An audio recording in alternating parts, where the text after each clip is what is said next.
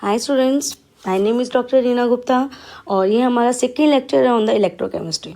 Okay, तो first lecture में हमने डिस्कस किया था कि कैसे आप जो केमिकल एनर्जी है उसको आप इलेक्ट्रिकल एनर्जी में कन्वर्ट कर सकते हो। तो हमने कहा था कि जिस सेल के अंदर आप केमिकल एनर्जी को इलेक्ट्रिकल एनर्जी में कन्वर्ट कर सकते हो, that cell is known as galvanic cell. ठीक है, और आप इसको क्या बोल सकते हो, this can also be termed as electrochemical cell. Okay, means इस प्रोसेस के दौरान इस सेल में हम करते क्या है कि आप कोई एक केमिकल चेंज कर रहे हो, केमिकल चेंज मीन्स कि आप कोई एक केमिकल रिएक्शन कर रहे हो, सिंपल एक केमिकल रिएक्शन हो रही है और because of that chemical reaction electricity produce हो रही है। ठीक है, तो इसी को हमने कहा कि आप केमिकल एनर्जी को कन्वर्ट कर रहे हो into the electrical energy. Okay, तो केमिकल चेंज है कौन सी, this is the indirect redox process. Okay, और इनडायरेक्ट रिडॉक्स प्रोसेस मीन्स कि जहाँ पर रिडक्शन एंड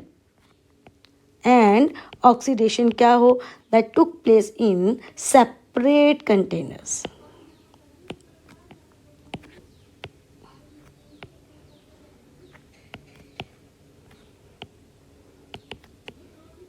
ठीक है, तो उसको हम क्या बोलेंगे, इनडायरेक्ट रिडॉक्स प्रोसेस। और इनडायरेक्ट रिडॉक्स प्रोसेस जब हम करेंगे तो because of the indirect redox process हमारे पास क्या बनेगा, गैल्वेनिक सेल, जिसको आप और क्या बोल सकते हो, electrochemical cell. Let's discuss the construction of galvanic cell. तो गैल्वेनिक सेल के लिए हमें 3 कंपोनेंट्स चाहिए। First component that is electrodes, तो हमें 2 तरह के इलेक्ट्रोड्स चाहिए, एक जिसको आप बोलेंगे एनोड, सेकेंड कैथोड। तो आपका कोई भी एक मेटल रॉड लीजिए, तो वो जो मेटल रॉड है that can serve the purpose of electrode. Second जो हमें चाहिए दैट इज इलेक्ट्रोलाइट। इलेक्ट्रोलाइट क्या है, कोई भी कंडक्टिंग सॉल्यूशन ले लीजिए। ठीक है, तो वो जो कंडक्टिंग सॉल्यूशन है यानी कि the solution which can conduct electricity that will serve the purpose of the electrolyte. Okay, और यहाँ पर जब हम लेंगे तो जनरली मेटल सॉल्ट सॉल्यूशन जो है that will serve the purpose of an electrolyte. Third जो कंपोनेंट लेंगे that is salt bridge. Okay, चलिए हम एक सेल बनाते हैं। सपोज मैंने कहा कि जिंक कॉपर सल्फेट सेल की कंस्ट्रक्शन करनी है। ओके, तो इसका मतलब क्या है कि आप यहाँ पर 2 मेटल रॉड्स लोगे, एक मेटल रॉड जो है that will be of zinc, ठीक है, और सेकेंड मेटल रॉड हम ले लेते हैं, सपोज वो हमारी किसकी है, कॉपर की। ओके, तो ये हमारे दोनों क्या हो गए, इलेक्ट्रोड्स। और यहाँ हम इसको क्या करते हैं, इन रॉड्स को उनके सॉल्ट सॉल्यूशन में डिप कर देते हैं। तो मीन्स यहाँ पर मैंने क्या लिया, जिंक सल्फेट का सॉल्यूशन। ओके, और यहाँ मैंने क्या लिया, दैट इज कॉपर सल्फेट का सॉल्यूशन। फाइन, तो ये 2 हमारे क्या बन गए, हाफ सेल्स बन गए, क्योंकि यहाँ पर क्या होगी, ऑक्सीडेशन होगी। वो हम पहले ही पढ़ चुके हैं, because zinc is more reactive than the copper, तो जिंक विल अंडरगो ऑक्सीडेशन, जबकि यहाँ कॉपर की क्या होगी, copper ions will undergo reduction. तो ये हमारा कौन सा एनोड बन गया, इलेक्ट्रोड बन गया, that is anode, and this electrode will be termed as cathode. क्योंकि आप हमेशा एक चीज़ याद रखिएगा, reduction will always took place at cathode while the oxidation will always took place at the anode। Okay, तो एक्सटर्नल सर्किट है complete करने के लिए हम इसको वायर से कनेक्ट कर देते हैं, और इंटरनल सर्किट जब हमने कंप्लीट करना है तो हम यहाँ यूज़ कर रहे हैं एक सॉल्ट ब्रिज का। ठीक है जी, ये हमारा क्या बन गया, एक सॉल्ट ब्रिज बन गया। फाइन, तो आपका एक्सटर्नल सर्किट जो है वो यहाँ से कंप्लीट होगा और इंटरनल सर्किट हमारा इस साइड से कंप्लीट होगा। तो एक्सटर्नल सर्किट जो है that will be completed by the flow of electrons, while internal circuit will be completed by the flow of ions. तो आयंस दोनों साइड पे मूव करेंगे। ठीक है, तो हमारे यहाँ पर क्योंकि पॉजिटिव चार्ज डेवलप होगा, ओके, तो यहाँ नेगेटिव आयंस फ्लो करेंगे, जबकि इस सॉल्यूशन में नेगेटिव चार्ज डेवलप होगा तो यहाँ पॉजिटिव आयंस क्या करेंगे, मूव करेंगे। तो this is about the construction of the galvanic cell. Now next हम बात करते हैं that is the how the galvanic cell working of galvanic cell. Working की बात करें तो हमने कहा कि हमने ये एक सेल कंस्ट्रक्ट कर लिया जहाँ हमने क्या लिया है, जिंक लिया है एज इलेक्ट्रोड, ठीक है, उसको हमने उसके सॉल्ट सोल्यूशन में डिप कर दिया, ओके। और यहाँ हमने क्या लिया है, कॉपर, और उसको भी हमने कॉपर सल्फेट के सॉल्यूशन में डिप कर दिया। External circuit is completed by the wire, ठीक है, where the electrons will flow, and the internal circuit will be completed by the salt bridge, ठीक है, where the circuit will be completed by the flow of ions. Fine, working की बात करते हैं तो हमने कहा कि यहाँ क्या होगी, ऑक्सीडेशन। ऑक्सीडेशन होगी तो यानी कि ये क्या होगा, एनोड, और ऑक्सीडेशन के दौरान क्या होगा, जिंक जो है that will undergo the loss of electrons, okay. और जो इलेक्ट्रॉन्स लॉस हो रहे हैं, these electrons will be absorb और you can say adsorb by the electrode. और इलेक्ट्रोड अगर जब इसको एड्जॉर्ब करेगा तो इस इलेक्ट्रोड पे क्या आ जाएगा, नेगेटिव चार्ज। तो यहाँ पर जो आपका एनोड है इसके ऊपर क्या होगा जी, नेगेटिव चार्ज। जबकि यहाँ अगर हम देखें तो इस सेल के अंदर क्या हो रही है, रिडक्शन, ओके। किसकी रिडक्शन हो रही है कि जो सॉल्यूशन के अंदर कॉपर आयंस प्रेजेंट हैं वो कॉपर आयंस क्या करेंगे, इलेक्ट्रॉन्स एब्जॉर्ब करेंगे और किस में चेंज हो जाएगा, कॉपर में। और वो कॉपर या तो इसके ऊपर कुछ अमाउंट में डिपॉजिट हो जाएगा और या फिर कुछ यहाँ पर प्रेसिपिटेट्स की फॉर्मेशन हो जाएगी, ओके। और जहाँ भी रिडक्शन हो उस इलेक्ट्रोड को आप क्या बोलोगे, कैथोड, क्योंकि यहाँ पर इलेक्ट्रॉन्स क्या हो रहे हैं, एब्जॉर्ब, ठीक है, या फिर आप कहें कि क्या हो रहे हैं, gain. So this terminal will get the positive charge. तो इस टर्मिनल के ऊपर क्या आ जाएगा, पॉजिटिव चार्ज। तो हमारा कैथोड क्या है, पॉजिटिव टर्मिनल, ओके। तो this is about the working. अब यहाँ देखें तो दो हमारे क्या हो रही हैं, सेल रे। तो अगर हम लिखना चाहें तो पहले हम यहाँ पर लिखेंगे that is the ionic reactions. Ionic reactions क्या है, एट एनोड। एट एनोड हमारी कौन सी रिएक्शन हो रही है, that is zinc will undergo oxidation. और एट कैथोड हमारी क्या रिएक्शन हो रही है, दैट इज रिडक्शन, जहाँ पर कॉपर आयन क्या कर रहे हैं, इन दोनों को एब्जॉर्ब कर रहे हैं, दो इलेक्ट्रॉन्स को, और इसमें चेंज हो गए कॉपर में। तो आप ये हो गए हमारे आयनिक रिएक्शंस। अगर हम यहाँ पर क्या लिखना चाहें, ओवरऑल रिएक्शंस, क्या लिखना चाहते हैं, ओवरऑल रिएक्शन, यानी कि कंप्लीट अगर रिएक्शन को लिखना चाहें तो इसको कैसे लिखेंगे, आप दोनों रिएक्शंस को क्या कर दीजिए, सम कर दीजिए। दोनों इलेक्ट्रॉन्स रिएक्टेंट और प्रोडक्ट साइड पे सेम है तो कट गए, तो हमारे पास क्या बना, दैट इज जिंक प्लस क्या है, copper ion, that gives you the zinc ions plus copper. तो this is the complete reaction और you can say the overall reaction. Fine. Now next हमारे पास क्या आता है, that is the representation of the cell, okay.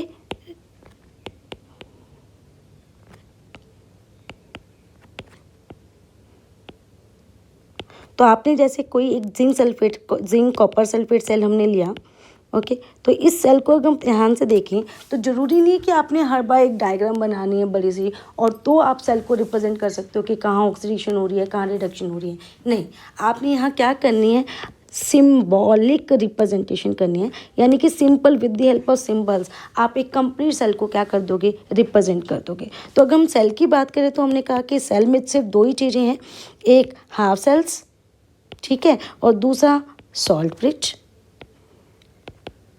Okay. और half sales कौन से हैं, दो हाफ सेल्स हैं, एक हमारे पास क्या है, ऑक्सीडेशन हाफ सेल, और सेकेंड हमारे पास क्या है, reduction half cell. Oxidation half cell को आप हमेशा किस साइड पे लिखेंगे, लेफ्ट हैंड साइड पे, ठीक है। जबकि रिडक्शन हाफ सेल को आप जब भी रिप्रेजेंट करोगे तो आप किस साइड पे लिखोगे, that is on the right hand side, ठीक है। तो ऑक्सीडेशन हाफ सेल में हो क्या रहा है, हमें मालूम है कि जो ऑक्सीडेशन हो रही है। ऑक्सीडेशन मीन्स कि आपका जो मेटल है that changes into metal ion plus it releases some electrons. तो हमारे पास यहाँ पर दो फेजेस हैं, एक जहाँ पे वो मेटल एटम की फॉर्म में है, एक जहाँ वो मेटल जो है वो हमारे पास आयनिक स्टेट में प्रेजेंट है। तो आप इन दोनों को लिखोगे and these two phases will be separated by the vertical line or they can be separated by using the semicolon. Okay, in the same way right hand side पे क्या हो रहा है, that is reduction. Reduction means कि यहाँ पर जो metal ion है that is accepting the electrons और किस में चेंज हो रहा है, मेटल में। तो हमारी ये दो फेजेस जो हैं वो क्या है कि यहाँ in this case metal ion जो है वो किस में चेंज हो रहा है, मेटल में। And these two phases again will be separated by the vertical line. और इसको आप कैसे लिख सकते हो, that is metal ion semicolon metal. Okay और ये जो दो फेजेस हमारे बन गए, एक लेफ्ट ऑक्सीडेशन हाफ सेल बन गया और एक जो हमारे पास राइट हैंड साइड पे रिडक्शन हाफ सेल है। इन दोनों को आप किससे सेपरेट करोगे, with the help of salt bridge which is represented by two vertical lines.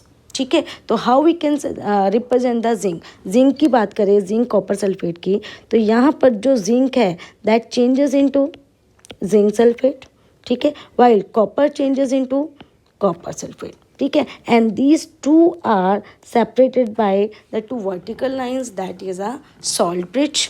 Okay, और यहाँ हमें अगर जो इलेक्ट्रोलाइट्स हैं उनकी कंसंट्रेशन मेंशन करनी है तो that can be mention in the brackets. Suppose मेरा जिंक सल्फेट भी 1 मोलर सोल्यूशन है और कॉपर सल्फेट भी हमने 1 मोलर लिया है, तो this is the cell representation. ठीक है, लेट्स डू सम एग्जाम्पल्स।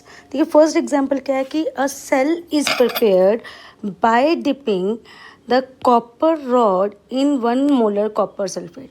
ठीक है, and nickel rod in 1 molar nickel sulphate solution. ठीक है जी, तो एक हम यहाँ पर वैसे ले लेते हैं। ठीक है, उसमें हमने सॉल्यूशन डाल दिया जी कॉपर सल्फेट का। ठीक है, और उसमें हमने डिप कर दी है एक copper rod. Now next container में हम ले लेते हैं निकल सल्फेट का सॉल्यूशन और उसमें हम एक रॉड डिप कर देते हैं दैट इज़ ऑफ निकल। ओके, और हमारे पास ये हो गया। इन दोनों को अगर सेल बनाना है तो आप इन दोनों को कनेक्ट करोगे वायर से, सो दैट कि हमारा जो है external circuit with the flow of electron हो जाए। और आप इंटरनल सर्किट को कंप्लीट कर दीजिए by putting the salt bridge. और यहाँ पर मैं बार बार बोल रही हूँ कि हमारा इंटरनल सर्किट कंप्लीट होगा bye the flow of electrons. Fine, तो हमने क्या करना है, हमें इस सेल की रिप्रेजेंटेशन करनी है। ठीक है जी, क्या करनी है, सेल की रिप्रेजेंटेशन। तो सेल की रिप्रेजेंटेशन कैसे करेंगे, बहुत सिंपल है। मैंने अभी कहा पहले हम लिखेंगे एनोड, फिर हम सॉल्ट ब्रिज के बारे में लिखेंगे। ठीक, और फिर हम कैथोड को डिस्क्राइब करेंगे। एनोड में क्या हो रहा है, ऑक्सीडेशन। ठीक है, तो यहाँ पर मेटल है, किस में चेंज हो रहा है, मेटल आयन में। और इन दो फेजेस को सेपरेट करेंगे with the vertical line. Okay, तो यहाँ पर फिर सॉल्ट ब्रिज के लिए हम लिखेंगे दो वर्टिकल लाइंस।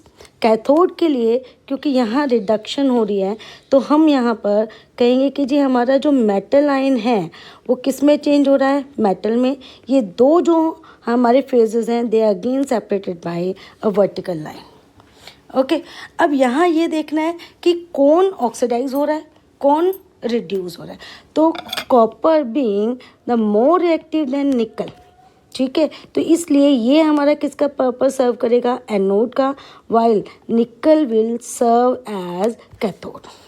ओके, तो यहाँ पर क्या होगा, copper will change to copper ion, then salt bridge, and here the nickel 2 positive will change to nickel atom. Okay, so this is nothing cell representation. ठीक है, easy, nothing is difficult. बस ये समझाने के लिए मैंने थोड़ा बड़ा लिखा है, अदरवाइज अगर आपका क्वेश्चन आता है, एग्जाम में क्वेश्चन आता है, आपको सिर्फ इस सेल की रिप्रेजेंटेशन लिखनी है, दैट्स ऑल। चलिए सेकंड प्रॉब्लम लेते हैं। और सेकंड प्रॉब्लम में हमें क्या करना है, हमें अब सेल रिएक्शन लिखनी है और सेल रिप्रेजेंटेशन क्या है, गिवन है। बेटा जब आपने सेल रिप्रेजेंटेशन से सेल रिएक्शन लिखनी है, आपको सिर्फ दो चीज़ों का ध्यान रखना है, that is two half cells. आपने सिर्फ ये देखना है कि दो हाफ सेल्स कौन से हैं, ठीक है। तो ये आपका क्या है, फर्स्ट हाफ सेल, जिसको आप क्या बोलोगे, ऑक्सीडेशन हाफ सेल। और क्योंकि यहाँ लेफ्ट हैंड साइड पे आप हमेशा क्या लिखते हो, एनोड, एनोड पे हमेशा क्या होती है, ऑक्सीडेशन। और एनोड पे क्या रिएक्शन हो रही है, the thallium that changes to thallium ion plus electron, fine. और सेकेंड हमारा हाफ सेल कौन सा है, that is reduction half cell and it will serve the purpose of cathode. Okay, और कैथोड पे अगर हम देखें तो क्या रिएक्शन हो रही है, आयनिक रिएक्शन कौन सी हो रही है कि टिन 2 पॉजिटिव आयन है, that is accepting the 2 electrons, और किस में चेंज हो गया, टिन में, ठीक है। और अब इन दो आयनिक रिएक्शन से हमें क्या लिखनी है, ओवरऑल रिएक्शन करनी है। तो आप इन दोनों को क्या करिए, सम अप कर दीजिए, तो आपको क्या मिल जाएगा, ओवरऑल रिएक्शन, ठीक है। लेकिन सम अप करने से पहले हमें किस चीज़ का ध्यान देना है कि क्या ये दोनों नंबर ऑफ इलेक्ट्रॉन्स क्या दोनों साइड पे, जो हमारे पास रिएक्टेंट साइड पे हैं और जो प्रोडक्ट साइड पे है, क्या ये सेम है। तो यहाँ देखें तो ये सेम नहीं है, क्योंकि सेल रिप्रेजेंटेशन में आपको इस चीज़ को मेंशन करने की ज़रूरत नहीं है। लेकिन जब सेल रिएक्शन लिखोगे तो यू मस्ट मेंशन कि आपके कितने एटम्स और कितने आयंस क्या हो रहे हैं, किसी भी मेटल के इन्वॉल्व हो रहे हैं। ओके, तो अगर यहाँ 2 इलेक्ट्रॉन्स हैं, यहाँ पे 1 इलेक्ट्रॉन है, इट मीन्स आपको यहाँ क्या करना पड़ेगा, नंबर ऑफ इलेक्ट्रॉन सेम करने पड़ेंगे। नंबर ऑफ इलेक्ट्रॉन सेम करने के लिए हम क्या करेंगे, इस पूरी इक्वेशन को 2 से मल्टीप्लाई कर देंगे, ठीक है। अब जब 2 से मल्टीप्लाई कर दिया तो हमारे पास ये इक्वेशन कैसे बन गई, that is the 2 thallium ions atoms किस में चेंज हो रहे हैं, 2 थैलियम आयंस प्लस हमें क्या मिल रहे हैं, 2 इलेक्ट्रॉन्स, ओके। और कैथोड पे क्या हो रहा है, tin, it accepts the 2 electron, किस में चेंज हो रहा है, in the tin atom. Now you can sum up these ionic reactions. जब आप सम करेंगे तो क्या करेंगे, दोनों इलेक्ट्रॉन्स कट गए और आपका जो आंसर आएगा वो क्या आएगा, that is 2 thallium atoms they react with the tin ion to give the 2 thallium ions plus tin, okay. So this is nothing, यही तो हमारी क्या है, सेल रिएक्शन है, फाइन, इजी। तो जब भी आपने सेल रिएक्शन लिखनी है सेल रिप्रेजेंटेशन से किस चीज़ का ध्यान रखना है, सिर्फ और सिर्फ 2 हाफ सेल्स, ठीक है। और 2 हाफ सेल से आप क्या लिखोगे, सबसे पहले आयनिक इक्वेशंस। आयनिक इक्वेशंस में सम अप करने से पहले आपने क्या नोटिस करना है कि इन दोनों में जो number of electron on the reactant and product side है, दे मस्ट बी सेम। जैसे ही आपने इसको सेम कर लिया, आप क्या कर दो, इन दोनों को सम अप कर दीजिए and this will be your overall reaction, fine। now in next problem हमारी क्या है, formulate the galvanic cell in which the following reaction take place। क्या हो रहा है, zinc that changes to zinc ion while the 2 silver atoms जो हैं, ions जो हैं, they will changes into 2 silver atoms।